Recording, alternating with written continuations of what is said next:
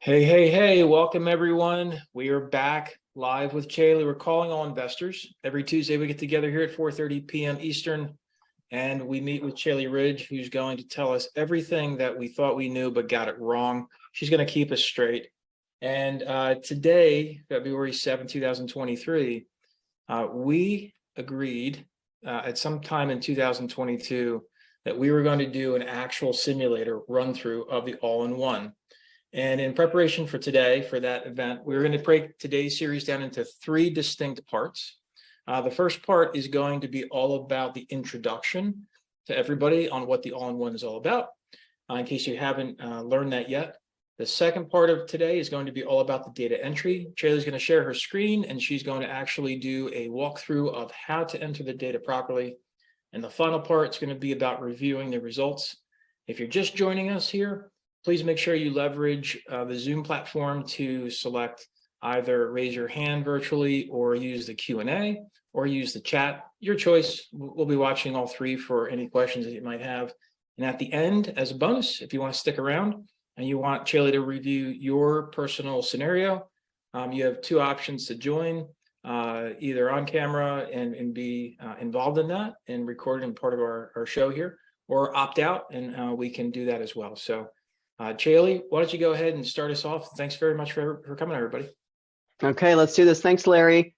Hey, gang. Okay, so those of you that are here with us today, you were interested in the all-in-one. I'm excited to see so many people joining us. This is my absolute favorite loan product anywhere, anytime, of all space and time. The all-in-one, there's nothing in my mind that beats it in terms of a loan product for real estate investors, and even more specifically for those individuals that qualify appropriately. And I'll get into all of that and what it means. So as Larry said, the first thing that I want to do is I want to go over conceptually what is the all-in-one.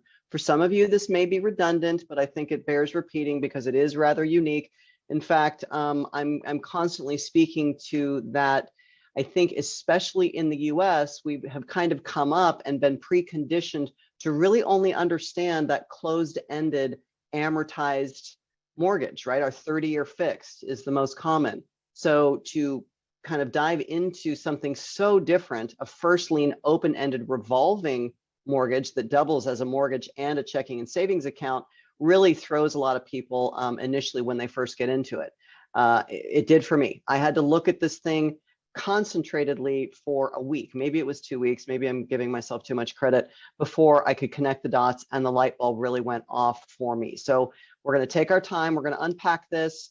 For those of you that are brand new to the all-in-one, I would probably even offer that you're going to have to look at this and listen to this maybe twice, 3 times. I did.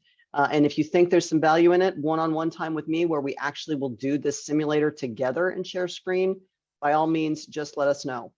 All right, what is the all-in-one? Guys, this is it's a HELOC, okay? Home equity line of credit. Everybody is probably familiar with what that term is. The difference between this HELOC and what you're probably used to is this is a first lien HELOC, which means that it replaces whatever mortgage you may have on that property right now. It's going to pay that off, and this is going to be in first lien position. The other unique thing about the all-in-one is that it doubles as a mortgage in the form of that line of credit and your checking and savings. So you're replacing your existing mortgage and your B of A, Wells, Chase, whatever checking savings account all in one. Okay.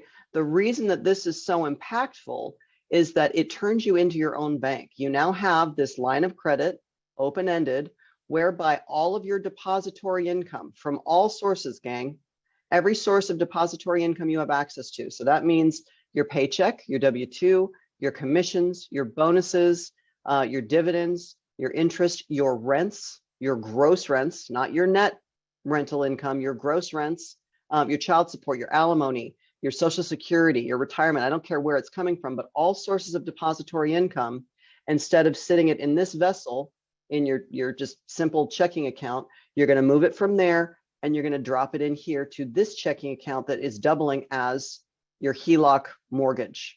Okay, what's happening there is that dollar for dollar, all of that depository income is driving down the principal balance that started in that line of credit, reducing the amount of interest that can accrue. Because for those of you that weren't aware, any HELOC, not just the all-in-one, but any HELOC, the way that interest accrues is daily. And it's based on that day's balance, and that month's interest rate.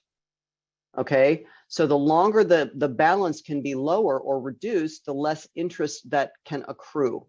So there's a compounding effect at work daily that's going to reduce the amount of interest that can happen. And then the second compounding effect of reduced interest is monthly, whatever is left over after all of your expenses have been paid. And I'm going to give you guys some examples in a second. Whatever goes back out the door, right, from what the total depository income was, what's left over is simply going to ride. It's going to stay there. 24/7 access to all of this. At any point in time that you want to gain access to your depository income, exactly the same way that you're doing it today, right? But instead of it just sitting over there doing nothing for you, it's going to sit here and it's going to drive that balance down. So the daily is a compounded interest savings, and then monthly, whatever is left over after everything goes back out the door is also going to stay in there month after month, driving that balance down. That's compound effect number 2. Here is the easy math example that I give people, okay? We're going to start the month, our first month of the all-in-one, with an unpaid loan balance, principal loan balance of $100,000. And I make $10,000 a month. Depository is what I bring in. This is my depository income from all sources. And I'm just going to say for easy math that I get this $10,000 on the first of the month. So I get my 10 grand, I'm going to deposit it into my checking account, okay, where my $100,000 balance mortgage is. So I've driven that $100,000 down to $90,000, right? I'm going to leave my $10,000 in there for as many days in a 30-day billing cycle as I can. Because remember, interest accrues every single day. So every single day, there's going to take a snapshot of what the balance was for that day and what the interest was for that month. And that number, plus all the other 30 days of the month, are going to be added together, and that's the interest accrual. So the longer I can leave my $10,000 in there, the better. So what we coach our clients to do is they're going to drop in their $10,000, okay, my $10,000, my example, and throughout the month, we still have living expenses, right? We still have bills that we have to pay that are going to be due, et cetera. So what they're going to do is they're going to use a credit card of their choice, and all of their expenses are going to go on that credit card. Everything, food, gas, utilities, cell phone, entertainment, meals, mortgage payments, car payments, everything's going to go on that credit card.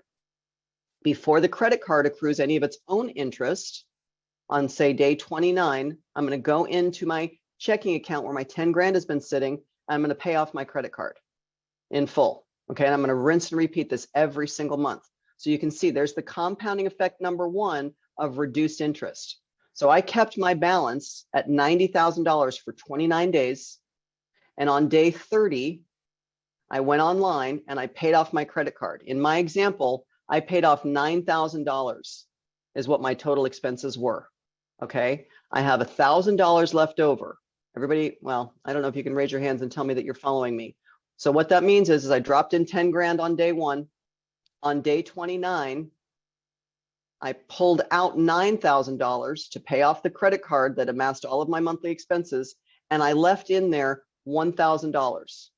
Okay, my residual income in this example is 10% of my income. So I have $1,000 left over after everything goes back out the door. Everything goes back out the door down to a stick of gum. Okay, that $1,000 sits there. So let's go into month 2, day 1 of month 2. My outstanding principal balance is now what? $99,000, right? I left my $1,000 of residual income in there.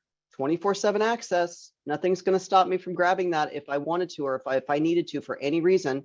Versus what happens if, in comparison to a 30-year fixed mortgage, what happens if I had sent an extra $1,000 out with my mortgage payment?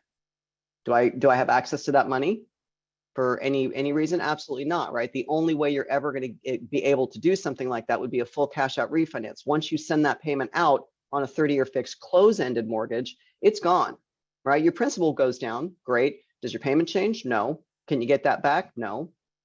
So, okay, back to month 2, day 1 of month 2. I'm starting with a balance of $99,000, right? I left that $1,000 in there. I drop in my $10,000. So now for 29 days out of that 30-day billing cycle, my balance is going to be $89,000. Okay, you guys can probably see where I'm going with this. On the 30th day, I'm going to pull back out 9,000 bucks, right, to pay off all my bills. I'm going to leave another 1,000 in there. So on day 1 of month 3, my starting balance is going to be what?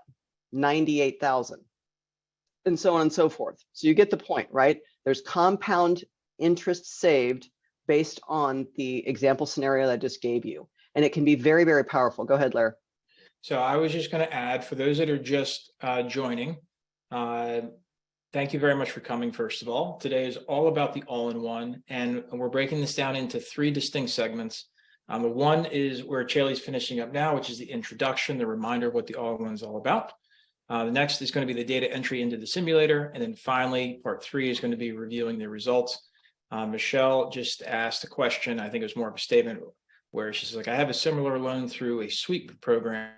And yeah, I think some people have called them sweep in the past, right, Joe?